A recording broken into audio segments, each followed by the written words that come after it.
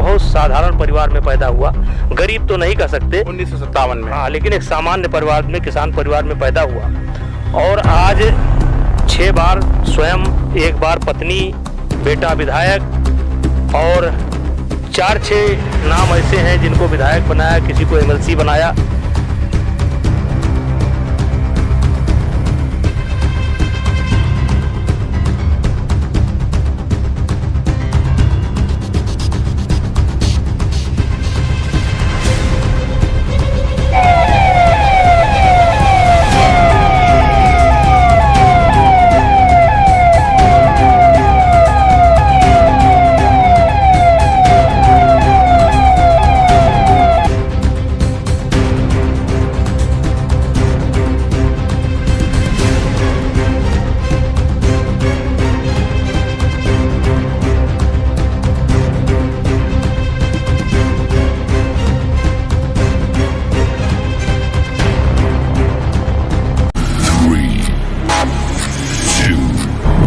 मैं हूं आपके साथ मोहम्मद ज़ैफ। लगातार चुनावी मुद्दे को लेकर हम जनता के बीच में जा रहे हैं, सवाल पूछ रहे हैं, लेकिन इस वक्त हमारे खास मेहमान जो हैं वो कैसरगंज से सांसद बृजभूषण शरण सिंह हैं, जो आज ऐतिहासिक ओलंपिक जीत के बाद चर्चा का विषय बने हुए हैं। तो हमारे साथ सांसद जी मौजूद हैं। सांसद जी, सबसे पहले तो स्वागत है हमारे आपको चैनल में। आपका भी स्वागत है।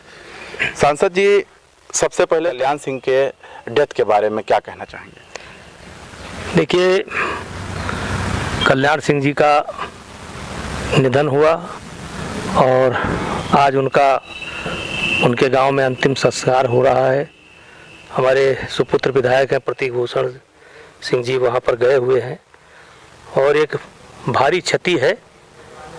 एक नेता जो है हम सब लोगों ने खो दिया है, लेकिन समय के साथ ये भी सत्य है, आना जाना तो लगा ही रहता है, लेकिन एक बहुत बड़ी क्षति है। और दूसरा, ओलंपिक जीत को किस तरीके से आप? देखिए, मैं कुश्ती का राष्ट्रीय अध्यक्ष हूँ और इस बार कुश्ती में 2 मेडल मिले हैं और मैंने उस समय वहाँ से बयान दिया था कि मैं खुश हूँ लेकिन संतुष्ट नहीं हूँ।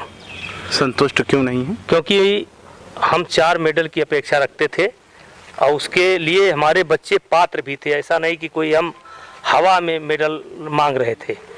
और लेकिन संजोग ऐसा था कि विनेश फोगाट जो हमारी नंबर 1 नंबर 2 की खिलाड़ी है, उसका परफॉर्मेंस अच्छा नहीं रहा और एक खिलाड़ी हमारा मात्र 6 सेकंड के अंदर हार गया। इसलिए वो जो कशिश है हमारे मन में वो जा नहीं रही है। मात्र 6 सेकंड के अंदर 1 मेडल चला गया और विनेश फोगाट का प्रदर्शन न हो पाना, क्योंकि आज 2 पर जब इतना अच्छा लग रहा है तो 4 आए होते तो कितना अच्छा लगता। बिल्कुल। 1957 में आप जन्मे और शायद 91 में आपने चुनाव लड़ा था और पहली बार आप जीत कर आए।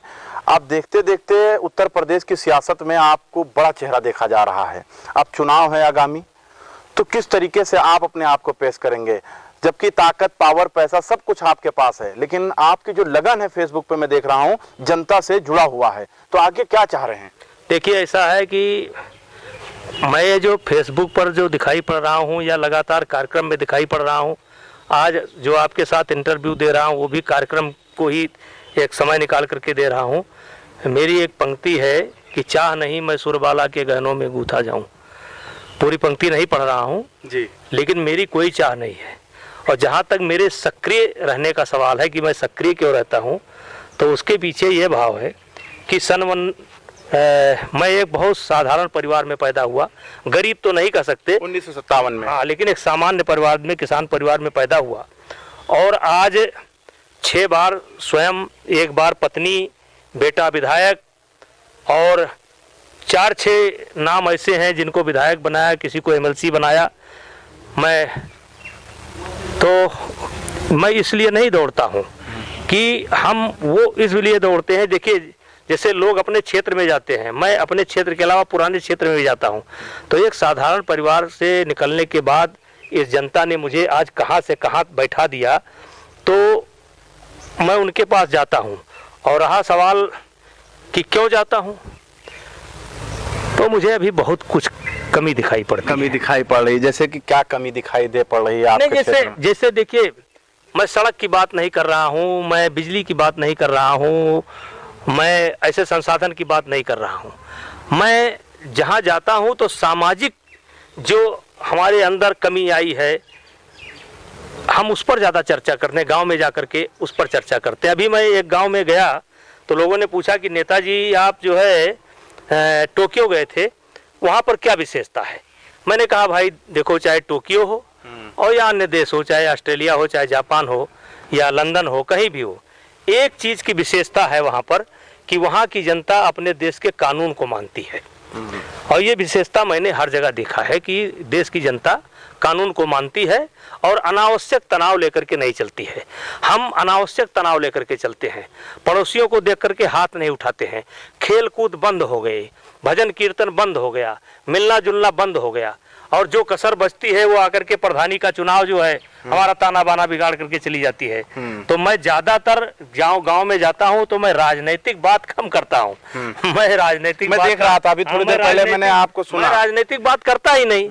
मैं तो खेल की बात करता हूँ, पढ़ाई की बात करता हूँ, स्वास्थ्य की बात करता हूँ, अपनी पुरानी अच्छी जो मान्यताएं हैं थी, हमारी जो परंपरा थी उसकी बात कर। खेल को बढ़ावा देने की बात तो आप कर रहे हैं, तो क्या अब कैसरगंज या गोंडा बलरामपुर में ऐसे जगहों पे जो है अंतरराष्ट्रीय स्टेडियम बनवाने का काम करेंगे आप? देखिए ऐसा है ना, अंतरराष्ट्रीय स्टेडियम, देखिए अंतरराष्ट्रीय स्टेडियम से गेम नहीं बढ़ेगा। हाँ। आप देखिए जो सफाई में अखिलेश यादव ने और मुलायम सिंह जी ने वहाँ बहुत अच्छा स्टेडियम बनाया, लेकिन वहाँ गेम नहीं बढ़ा। गेम बढ़ेगा गेम को प्रोत्साहन देने से, और किस क्षेत्र में कौन सा खेल है। जैसे कहीं पर कबड्डी है तो कबड्डी की सुविधा देनी पड़ेगी, कहीं के खो खो है तो खो खो देना पड़ेगा, कहीं क्रिकेट है तो क्रिकेट देना पड़ेगा। अलग अलग क्षेत्र होता है, कहीं कुश्ती कहीं होती है कहीं नहीं होती है। तो किस क्षेत्र में कौन सा खेल है उस खेल को पैदा करना पड़ेगा। और मुझे प्रसन्नता है कि उत्तर प्रदेश के मुख्यमंत्री जी ने अभी वादा किया है कि हर गांव में जो है एक खेल का मैदान होगा, खेल का मैदान होगा। अब आपसे हम कुछ सियासत पर चर्चा करना चाहेंगे। आगामी उत्तर प्रदेश चुनाव हैं, तो चुनाव को देखते हुए किस तरीके से आप जनता से मिलेंगे? क्या पूरे उत्तर प्रदेश को कवर करेंगे या आप कैसरगंज में ही रह जाएंगे? देखिए, जहाँ तक मेरा सवाल है, मैं चुनाव के समय में मैं 6 बार लोकसभा चुनाव खुद जीता हूँ और 1 बार मेरी पत्नी चुनाव जीती है, बेटा विधायक है। और मैं कभी शाम 6 बजे के बाद चुनाव प्रचार नहीं किया, कभी नहीं किया। कभी नहीं। हाँ, ये तो मैं कभी शाम 6 बजे की बात मैंने चुनाव प्रचार नहीं किया। हमारा कहने का मतलब है, मैं कहता हूं कि राजनीति जो है ये पार्ट टाइम बिजनेस नहीं है कि आप कुछ दिन करें। जैसे सोनिया जी पार्ट टाइम कर रहे हैं, अखिलेश जी भी अब पार्ट टाइम शुरू किए हैं। बिल्कुल हाँ, अखिलेश जी देखिए मुलायम सिंह के नेता हैं, लेकिन मुलायम सिंह की तुलना मैं अखिलेश सिंह से नहीं कर सकता, अखिलेश से नहीं कर सकता। मुलायम सिंह के कार्यशैली में अखिलेश के कार्यशैली में जमीन आसमान का अंतर है। मैं मुलायम सिंह को भी देख रहा हूँ, मुलायम सिंह को उस समय देख रहा हूँ जब वो नौजवान थे और जब वो मुख्यमंत्री नहीं थे तो कितना संघर्ष करते थे, कितना लाठी खाते थे, कितना मेहनत करते थे। आज मैं उनकी तुलना इस बारे में अखिलेश से नहीं कर सकता। और रहा सवाल ये है कि, तो मेरा कहने का मतलब ये कि राजनीति जो है ये पार्ट टाइम नहीं है, ये हमेशा करने वाली चीज है। अच्छा, इस 2022 विधानसभा चुनाव में स्वास्थ्य, रोजगार, बेरोजगारी का मुद्दा बड़ा है कि नहीं है, या किसानों का मुद्दा बड़ा है कि नहीं आपके हिसाब से? देखिए, मुद्दा कोई बड़ा नहीं होता, कोई छोटा नहीं होता है, अलग अलग मुद्दे होते हैं। लेकिन आपको ये देखना पड़ेगा किस मुद्दे का कहाँ तक समाधान हुआ, कहाँ तक समाधान हो रहा है। और यहीं पर सारी बात समाप्त हो जाती है जब मोदी जी कहते हैं कि सबका साथ, सबका विकास और सबका विश्वास। विकास हो रहा है सर? बिल्कुल हो रहा है। आप जिन सड़कों पर आए हैं अभी आप देख लीजिए, ये सड़क पहले नहीं थी। बिजली की हालत आज आप देख लीजिए, पूछ लीजिए, ये गांव में है, आप चले जाइए, कई घंटे रहती थी, आज कई घंटे सर अगर हम आपसे 10 काम कहें गिना दीजिए मोदी जी के, तो गिना देंगे? 10 क्या 20 गिना देंगे? गिना दीजिए। नहीं, कौन सा काम गिनाएंगे बताइए? विकास पे। विकास पर अब आप जैसे सबका साथ, सबका विकास, सबका विश्वास, एक तो ये नारा आप देख लीजिए। जी बिल्कुल। खाद्यान्न योजना आपको दिखाई पड़ रही है जी, बिजली आपको दिखाई पड़ रही है जी, गैस आपको दिखाई पड़ रहा है, दिख रहा है, कार्ड आपको दिखाई पड़ रहा है, सांड भी जो सांड भी दिखाई पड़ रहा है, सांड भी दिखाई पड़ रहा है। लेकिन सांड किसकी देन है? किसकी देन है सर? ये किसी की देन नहीं, परिस्थिति की देन है, क्योंकि बैल का उपयोग बंद हो गया। बैल का उपयोग बंद हो गया। सांड मोदी जी ने नहीं छोड़ा है, सांड योगी जी ने नहीं छोड़ा है। ये परिस्थितियां थी, बैल का प्रयोग होता था। पहले कहते थे गौधन गजधन बाजधन और रतन धन खान, ये हमारा धन था। लेकिन आज जब ट्रैक्टर आ गया, मशीनरी युग आ गया, वो निष्प्रयोज हो गया, तो उसी कारण ये दिक्कत दिखाई पड़ रही है। लेकिन उसके विषय में भी अब जैसे एक सीमन बनाई गई है और बनाने का प्रयास चल रहा है, उसको पहुंचाने का प्रयास चल रहा है कि गाय जो है केवल बछिया पैदा करें, उस पर सरकार रिसर्च कर रही, काम कर रही। सीमन आ भी गया है, लेकिन थोड़ा महंगा है और 90% तक उसका असर भी है, लेकिन अभी महंगा है। लेकिन देखिए कुछ गिरावट भी आई है, कुछ गिरावट आई है कि पहले बछड़ा छोड़ते थे, सांड छोड़ते थे, लेकिन अब लोग गाय भी छोड़ दे रहे हैं। ज्यादातर देखिए लोग गाय छोड़ दे रहे हैं। तो ये कहीं ना कहीं जो है, अब क्या कहें इसको, क्या नाम दिया तो जाए? नहीं, गौ माता से प्रेम जो है लोगों का हटने लगा है? नहीं, गौ माता से प्रेम नहीं हटने लगा है, लेकिन कहीं ना कहीं ये कल्चर शुरू हुआ शहर से। ये कल्चर शुरू हुआ शहर से। शहर में लोग गाय पालते थे और फिर बच्चे को बांध लेते थे, छोड़ देते थे। तो ये कल्चर धीरे धीरे गांव में आया। अब गांव में जो कुछ लोग हैं जो गाय को, बच्चिया को छोड़ देते हैं और उनको देखे रहते हैं। जब बड़ी हो जाती है, जब बच्चा देने को होती है तो पकड़ लेते हैं। हाँ, तो जब मौका है तो पकड़ लेते हैं, लाभ में ले लिया और नुकसान में भगा दिया। हाँ, तो ये। अच्छा सर, एक और सवाल है, अपराध उत्तर प्रदेश में सबसे बेहतर किसके सरकार में रुका हुआ था? नहीं, अपराध तो इस वर्तमान में भी रुका हुआ है। सारे बड़े आरबी की रिपोर्ट तो कुछ नहीं, वो देखिए जितनी आबादी होगी उसी हिसाब से घटनाएं, छोटी मोटी घटनाओं की नहीं बात कर, लेकिन जैसे गिरोहबंद जो अपराध होते थे, ठेके के लिए, पट्टे के लिए गोलियां चलती थी, या जमीनों पर कब्जा होते थे, भूमाफियागिरी, तो आज तो हम समझते हैं कि ऐसा काम, चाहे जबरदस्ती ठेके की बात हो, चाहे जबरदस्ती जमीन की बात हो, अब ये तो बड़े नाम हमको नहीं कोई दिखाई पड़ रहे हैं। लेकिन गांव में छोटे मोटे तो होते रहेंगे झगड़े भाई। नहीं सर, वो ब्लॉक प्रमुख में तो काफी गोलियां चली थी। चलिए, इतना बड़ा प्रदेश होगा, कहीं चली होगी, लेकिन ये देखिए पहले की तुलना में अपराध में कमी आई है। और अब अगर कोई अपराध कर रहा है तो वो नए बच्चे हो सकता है कर रहे हो, लेकिन कोई नामी गिरामी आदमी अपराध से सब दूर है, सब डर गए हैं, सब डरते हैं कि मेरा घर खोद डाला जाएगा। अच्छा, अखिलेश जी को 10 में से कितना % आप देना चाहेंगे विकास में? देखिए, विकास में जी ठीक था, उनका काम ठीक था। और योगी जी को? इनका काम भी ठीक है। परसेंटेज कितना देंगे दोनों लोगों को? परसेंटेज योगी जी का ज्यादा है।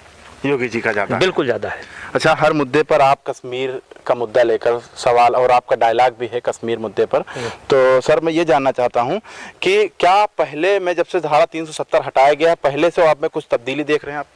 अरे भाई, अगर आप नहीं, हम क्या देख रहे हैं, आप बताइए, देख रहे हैं कि नहीं देख रहे हैं? आज देखिए अफगान में, अब आपके बगल में क्या हो रहा है, अफगान में क्या हो रहा है।